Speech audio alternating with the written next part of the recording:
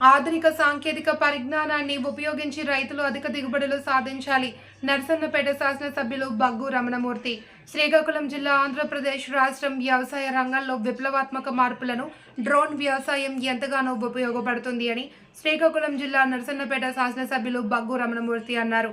శనివారం పోలాకి మండలం మగబామ గ్రామంలో డ్రోన్ ద్వారా వరి పంటలో యూరియా, డిఏపి, ఇతర క్రిమిసంహారక మందులు చేసే విధానాన్ని తిలకించారు.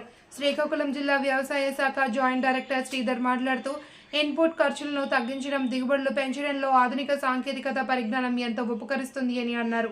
సబ్సిడీపై డ్రోన్లు మంజూరు చేస్తామని ఆసక్తి గల యువ రైతులు దీన్ని వినియోగించుకోవాలి అని కోరారు.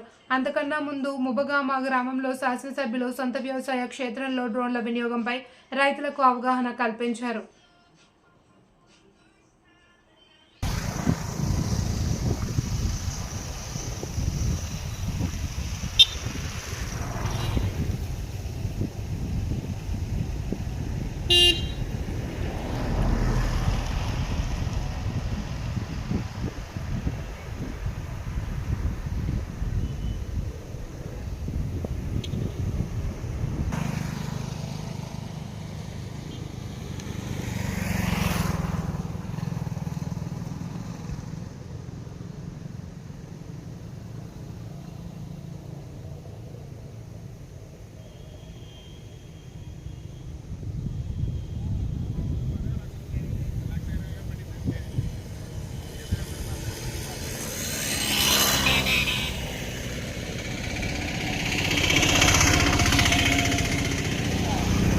మబగాం గ్రామంలో మరి ఇక్కడ ఉన్నాం మనం.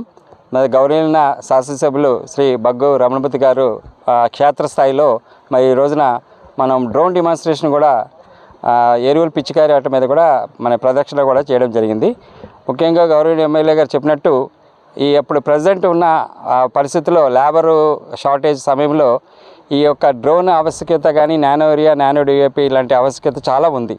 ఎందుకంటే సార్ చెప్పినట్టు ముఖ్యంగా రైతులు ఈరోజు వ్యవసాయం చేయాలంటే చాలా క్లిష్టమైన స్థితిలో ఉన్న టైంలో గౌరవనీయ ప్రధానమంత్రి గారు, గౌరవనీయ ముఖ్యమంత్రి గారు ఈ రోజున ఆధునిక వ్యవసాయం మీద, ఆధునిక టెక్నాలజీ మీద దృష్టి పెట్టడం జరిగింది.